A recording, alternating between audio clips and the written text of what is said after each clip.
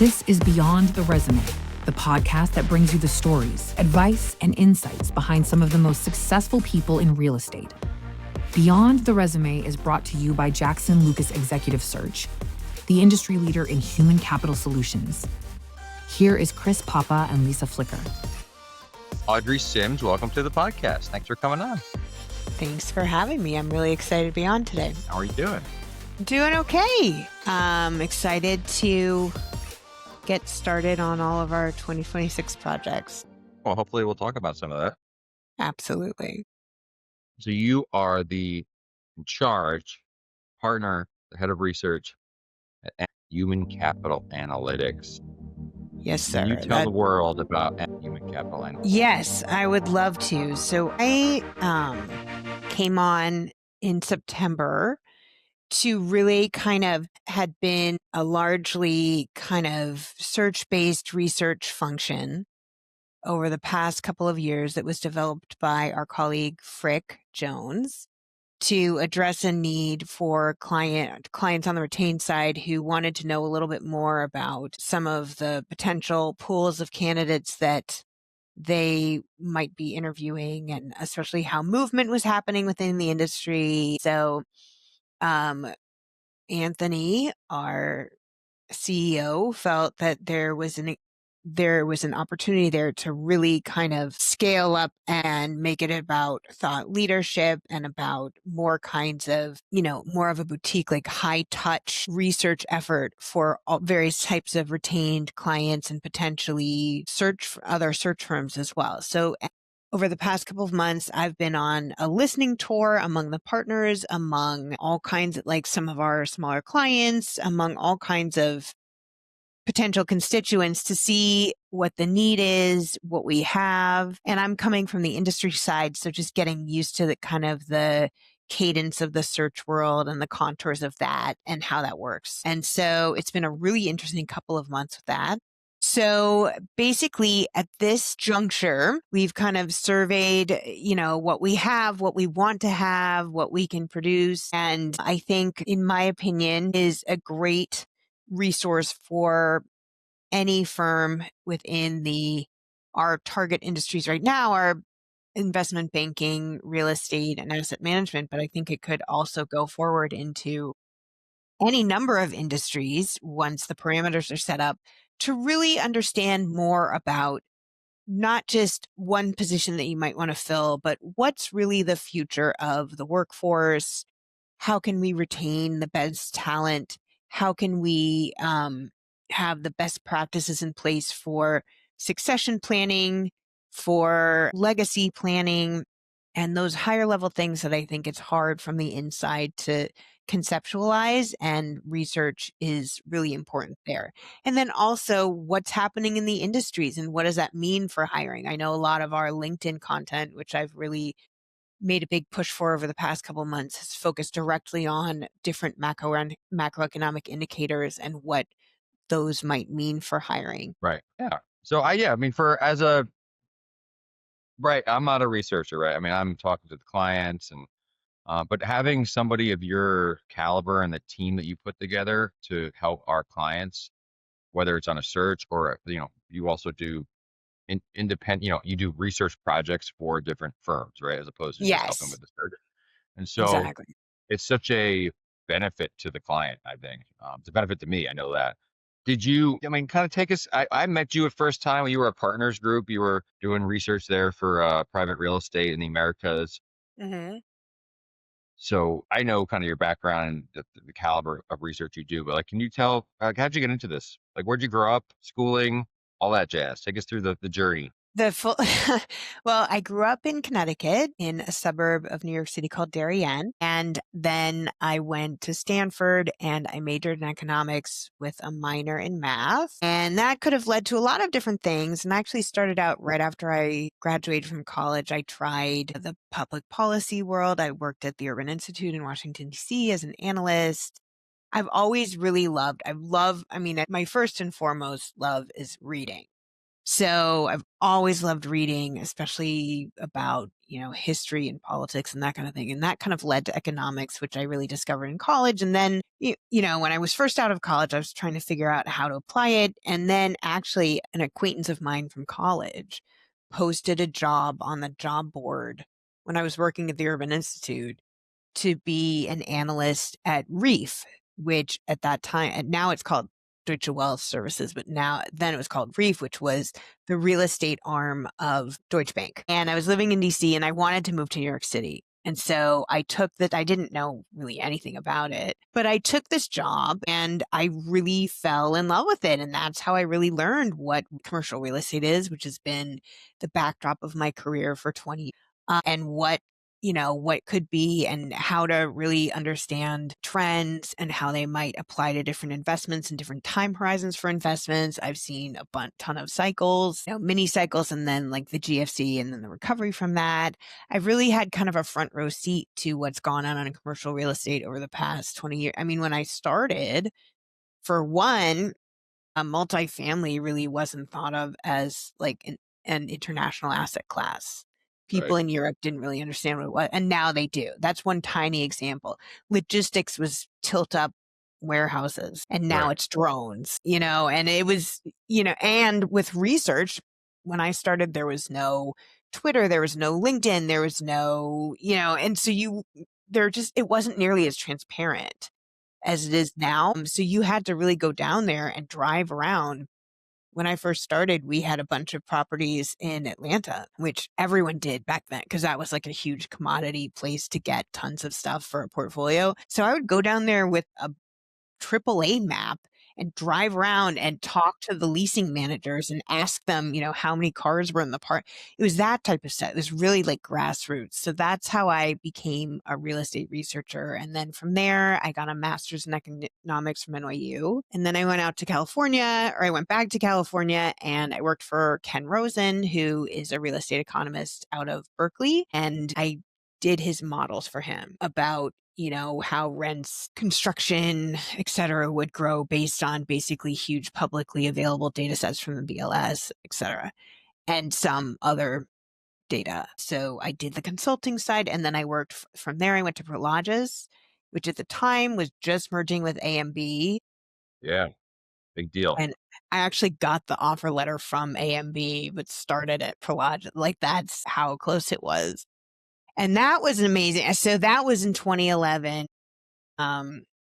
E-commerce was like just getting started in a meaningful way. I think it was still only like 5% or so of retail sales. And there was no such thing as m-commerce, really. So Prologis was a real rocket ship, and they've had an amazing rise. And people kept saying, oh, it can't get any better than this. And then it did. But so I was there for that recovery, which was really interesting. And I learned a lot about logistics and about trade patterns and like a lot of stuff that comes back today, I think, and a lot about creating indices. Prologis had a ton of data on their not clients, but they had a ton of data on their occupiers.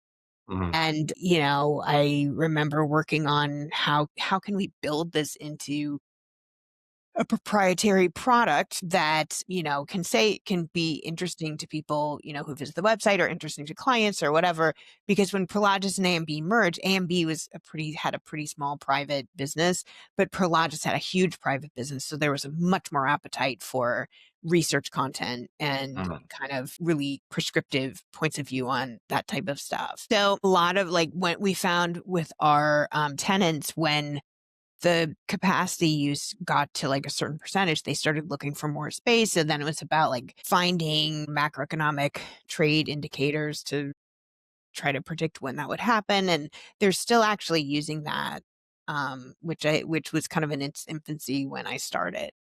That was what, I still think about that, because that's one of the things I'm doing with M, is creating these proprietary indices based on the data that we have, from our searches, and also from, some of the things we've tracked over many years that it has been, kind of in safekeeping and is waiting to be expressed. And so that's what I'm working on now, is figuring out how to create products that will give a signal amid like a lot of noise out there about when companies hire, why, when talent leaves and why, and how macroeconomic events kind of shake out for hiring. And we've been using LinkedIn for that. I'm excited to get into more forms of, public outreach for that in 2026. That's a big goal. So yeah, I think, and then after Prologis, we moved back to New York. So I left Prologis because my daughter was born. I was home with her until she started kindergarten. And during that time, we moved from San Francisco to New York for my husband's job. And then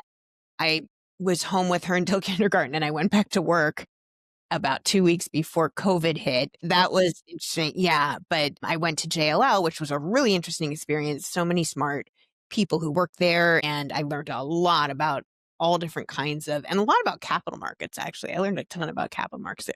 But, pulling again, information and insights on the ground from the brokers and turning that into advisory projects for our clients that helped them understand where to place capital, do development. And then from there, I was hired to originate this research role at Partners Group for the private North America real estate section, which was basically creating investment committee books that would describe. So Partners Group is private equity. So they're looking for, a certain type of real estate product that's going to give them a multiple. So usually that involves institutionalizing smaller types of product like single family rental, for instance, which of course is in the news right now. So basically taking like a small single family rental portfolio, putting capital behind it, scaling it up, and really making it big, which has all kinds of different implications. Although one of the implications is it makes it a lot more efficient for the residents. But anyway, and now I'm kind of using all of those back experiences and the methodology I developed there to get some insights going for the search world. So I'm really excited about Well, I'll tell you, Audrey, you are like our dream come true, because I think that Chris and I operate kind of with one part of our brain, and you're kind of the complementary side. And so, we run this global search firm. We're seeing all of this hiring, all of what's going on, even just like the SFR thing in the news yesterday that we were talking Mhm. about. It's so nice to have somebody who could take all of the data and all of the insights and all of the things that are kind of messy in our brains and Mhm. actually make it look like, what Exactly. Yeah. this company should really consider succession planning for their CFO, because the pattern shows that they're going to lose their CFO in the next 2 years. And I Yes. just think And that our also, combination is so powerful. So we're so excited to have you. well, that's a really kind and really inspiring thing to hear from you. And I learned so much. It's such a like virtuous cycle, because I learned so much from the partners, because this is not my world. And I think what's interesting about search and coming at from it from on the investment side or the industry side, which actually there are quite a few people at Jackson Lucas who have done that. And I didn't realize that, but it makes perfect sense, right? Because the players, like, the industry. So I think, coming at from it, like what's interesting about the search side is you get to dip into so many different companies and see what makes them tick. And that was kind of like when I was at JLL and I was running the research advisory. Our clients were these real estate companies or investors, and you got a little slice of like what they were looking at and what they wanted to do. And that's kind of the fun of the sell side, right? Is you get like a little taste of everything.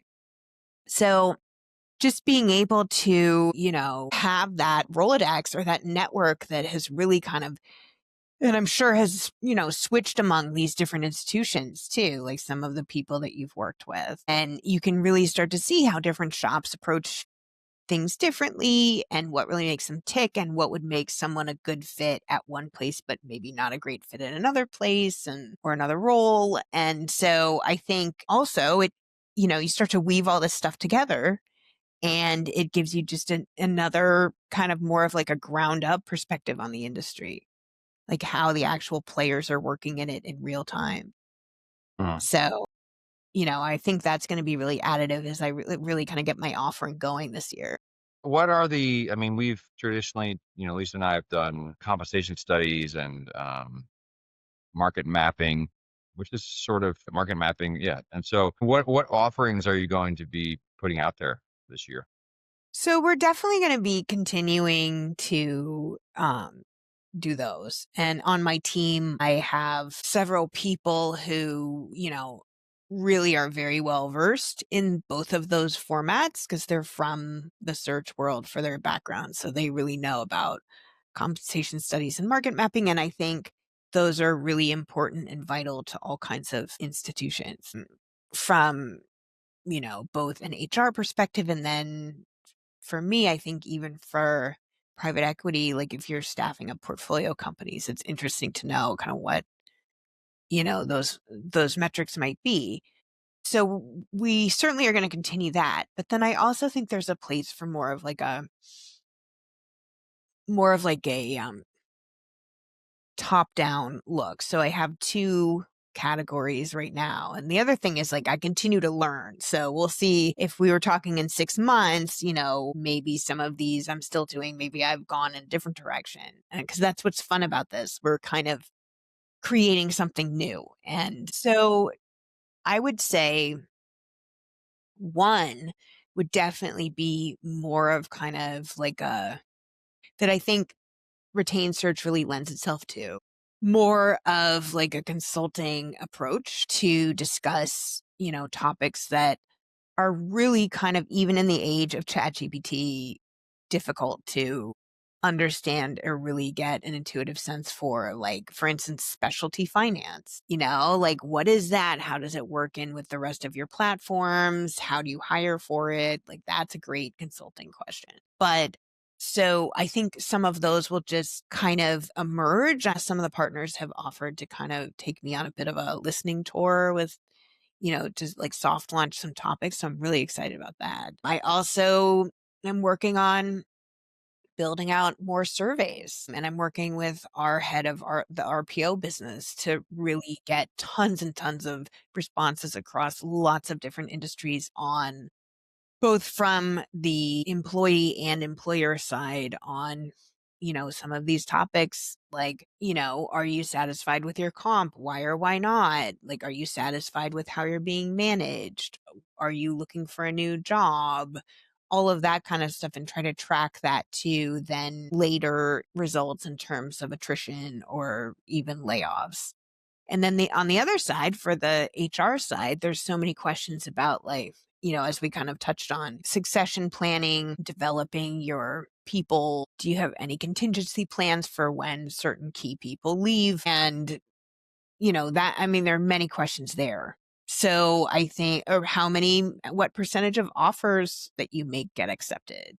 And then to see how that stacks up across the respondents, I think would be a really powerful tool. Plus, it could fuel a lot of thought leadership for us. And that's, the thought leadership part is on top. So it's fueled by what we do, but then also using all of, as you mentioned, kind of Lisa, you're out there like in the field, right? But then an advantage of my role is I'm more kind of like stepping back and saying, what did we learn? Let's encapsulate this and then let's push it out and build our brand and really, be a place that I would hope is a place that people come to for that level of insight about the market and just to kind of, see how different trends within the economy are manifesting within hiring.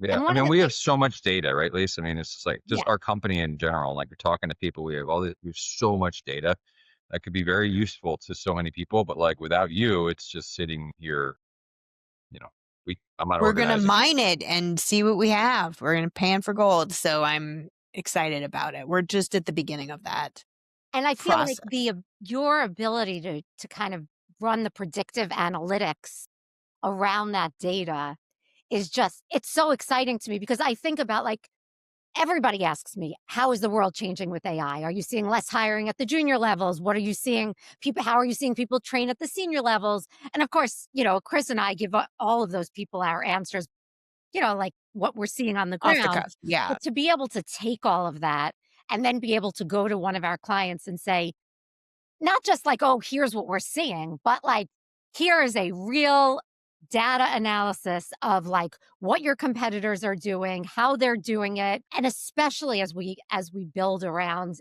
AI, I think everyone asks the question, and we give kind of the general answer, but being able to give, like, the real answer with the data that you're gonna be able to provide is just I don't know, I feel like that's gonna be a huge thing for us. Or even like, I agree, but also like sometimes these things take a while to manifest.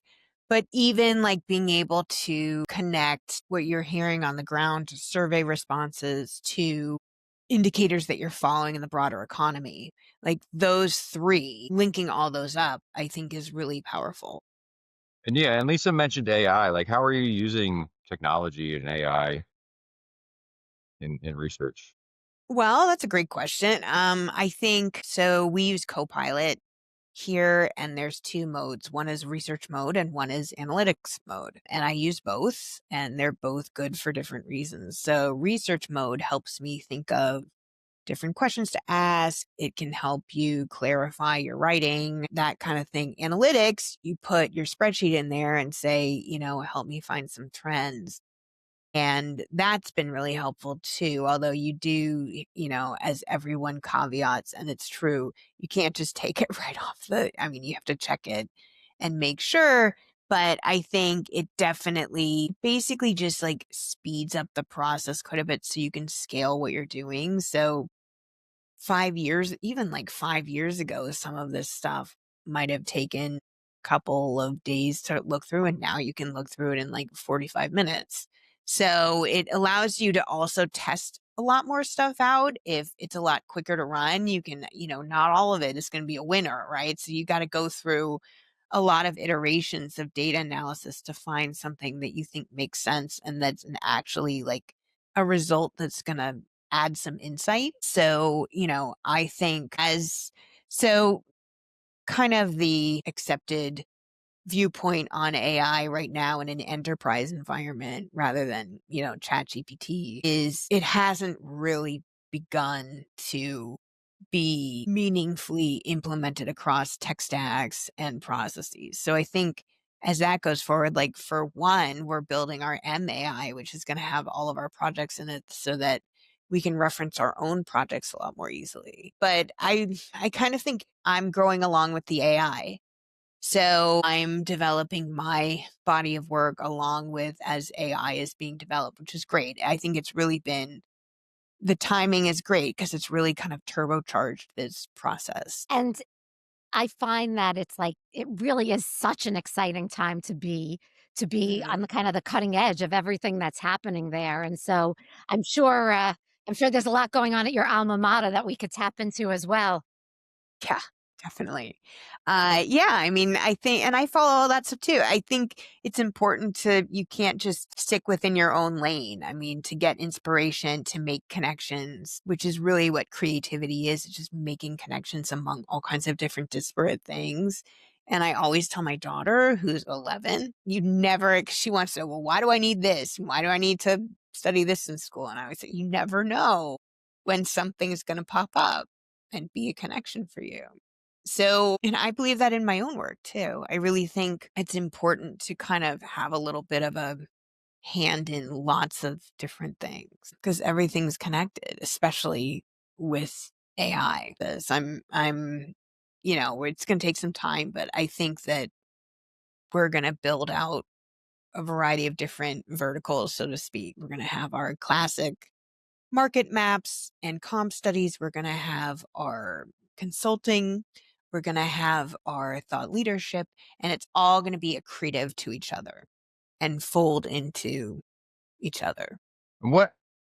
So there's, this podcast partially is tailored to people early on in their careers who are trying to looking for Mhm. new or like what different jobs are. So you're head of research. You've done research at JLL and partners and big places. But, like, what skill sets do you need, especially now? Like it's changing with AI. Like, what skill sets do you need to be a good research person? Well, so I would actually, that's a great question. And especially with AI, there's the temptation to let AI do it for you. But I would actually say that AI necessitates better research skills than you used to have.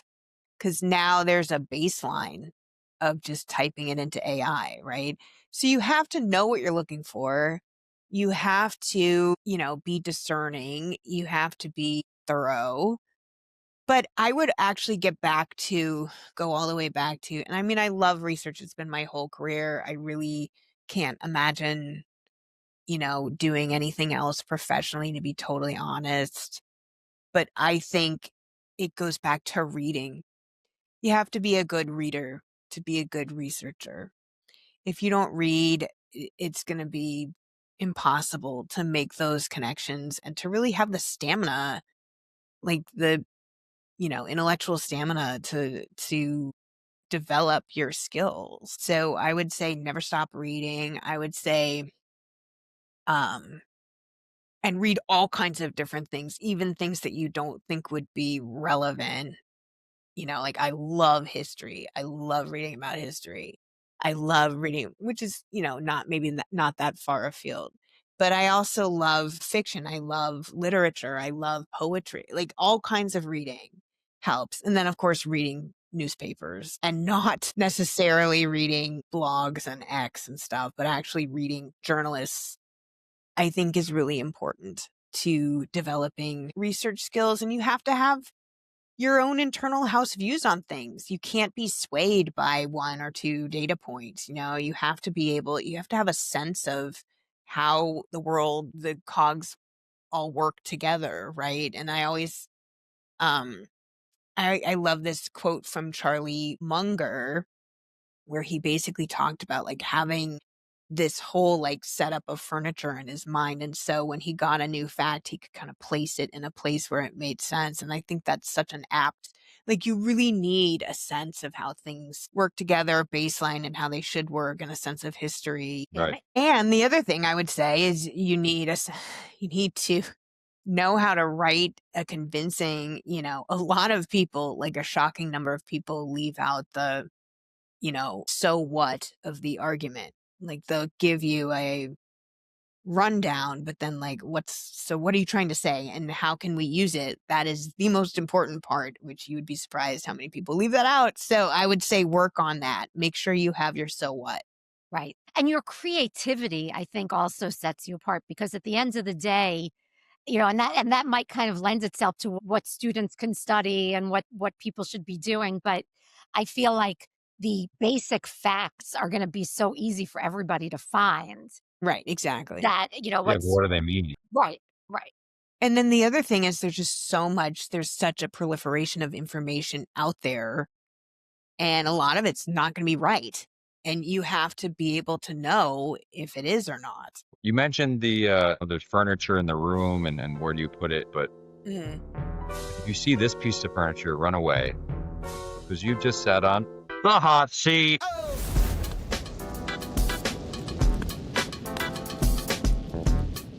Oh, gosh. Don't put this in your room. Yeah. Don't put this in your room because it'll burn the place down. Oh, God, no. Well, I feel like you're going to have a really long answer to this, but Yes. tell me some book recommendations or podcasts. So I could give you a whole podcast of book recommendations, but Figured. I'm going to stick to a couple. Okay. So I would say, so I just did all of my like kind of 2025 reflection. And one book that I read that would be my top book for the year was The Way of Zen by Alan Watts. And you love Alan Watts. Yeah, he's a California guy like you. And he wrote it, I think, in the 50s. And it was basically kind of the first popularized Western interpretation of Zen and Buddhism and Confucianism and the differences among them, and really training your mind to be non-judgmental and not have a cherished outcome for anything that you do. And that's something that I've been pursuing for years, but like the way he wrote about it and how he described kwans and kind of prioritizing that burst of shaking up everything you thought you knew. I loved reading that book. My all-time favorite book, which again would be hard to kind of narrow it down. I love the book Angle of Repose by Wallace Stegner. I love that kind of Western style of writing. Also has a Stanford connection. So I love that kind of ethos of the West and just about kind of multi-generational dramas and that kind of thing. I mean, I love so many books. I also last year read a book called Victoria the Queen about Queen Victoria, and it was an incredible, detailed, and comprehensive, thoughtful view of her life and her relationships with all her prime ministers and her personality and the ins and outs and her ability to endure. So those are a couple that I've read recently, but I'm always reading something. I listened to Being in the Way by Alan Watts podcast. So it's always Oh. like talks. It's just talks. That's amazing. I'll What check are we that out. listening to tonight? Yeah, He's great because he's English. He's originally English, so he's got an he English was. accent. Yes. So it's like Yes. his voice Mhm. is very soothing too. Yeah. And then he lived in Carmel, which is a really soothing place to live. Yeah. Soothing guy. You're a very busy person. You got creating this company, from mother to a young lady. What do you do? I always like to ask people what they do in the morning to like kind of get them settled and set and centered, but also like kind of what do you do during the day or like in your life that keeps you. So my mornings are a little hectic with we're trying to get my daughter ready. Although as she gets older, she's a lot more participatory in that process. However, I would say one thing I do like right after I wake up is I always take at least 5 like deep breaths because your cortisol spikes in the morning. And so at least for me, like morning is really hectic. So I try to take breaths before I get out of bed. Then I always write down these little journal bullets about what my priorities are, what I'm looking forward to. And then at night, I do what were the wins of the day. And I've been doing that for about a year, and that's been incredibly helpful. Writing things down forces you to take your feelings and process them through your prefrontal cortex. I find it really helpful. And then I always, always, always do some kind of exercise during the day, and I split it up. I try to do 30 minutes, but I don't do a block. I do a couple of different ones. I actually have a whole setup in my office in the corner to kind of facilitate that. I never have time for that Oh, I'm going to first be in thing in your the office and morning. we should do it together. You should, Lisa. I've got the whole I'm gonna setup. videotape that. Wait, I want to Yeah, videotape we that. should start a workout series, but I love research doing and that. exercise with Audrey. Exactly. Well, sound mind, sound body, Love it. right? So you really do have to. And then in New York, I mean, you're walking everywhere, so that helps.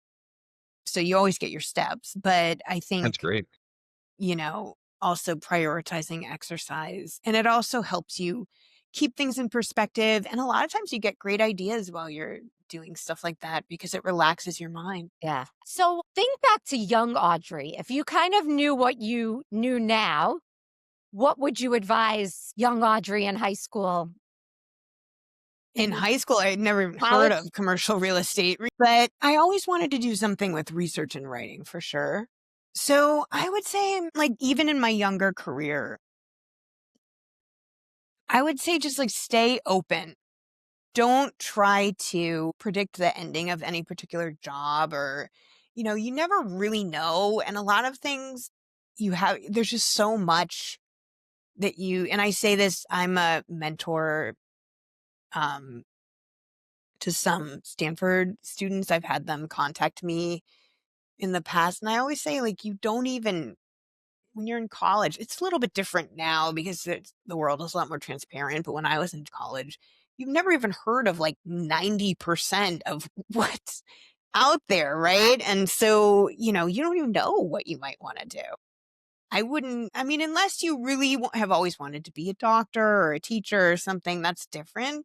But I think a lot of people are just like, here's some things I like. I don't really know what that adds up to, but there's so much. And also, don't worry if your career doesn't follow a particularly linear path because so many skills are transferable. And I also think it's a huge advantage to bring skills that are outside the normal parameters of the workplace that you're entering, because it adds a fresh perspective. I would just say to kind of go with the flow, just keep following the breadcrumbs of the things that interest you. Don't worry too much about the ultimate result. Right. Well, one of the reasons we have this podcast is to expose younger folks to different career paths. Mm-hmm. But yeah, no one knew, like, at least, like, yeah, kind of, I knew I liked reading and writing and stuff too, but I didn't know idea what you do. What do you do there? I'm like, oh, I could be a teacher. My mom worked in the public schools. I'm like, I could be a teacher, I guess. Mm-hmm. Anyways, but yeah. So, who are some of your mentors throughout your life and your career? I mean, throughout my life, my parents have always been incredibly supportive and still are. I would say throughout my career, my number one mentor that I ever had, who really shaped me in a lot of ways, was Hope Naji.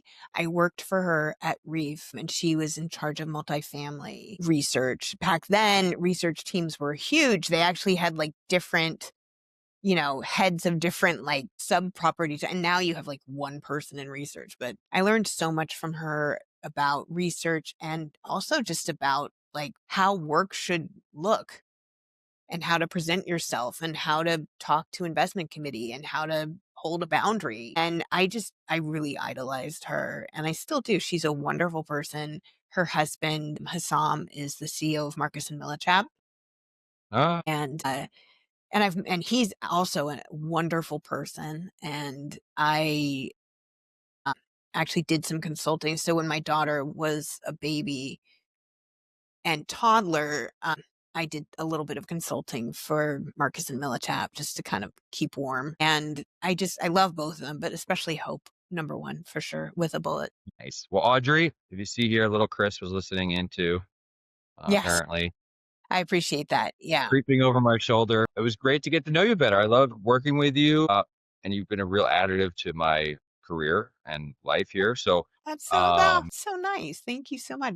Well, more to come. I mean, we're just at the very beginning. So I'm very excited to. hey, our clients benefit from you, and they don't even know it right now. So, Yeah. Well, I hope they will they benefit, and they will know it. Yeah, yeah. So thank you. Oz behind the you. curtain.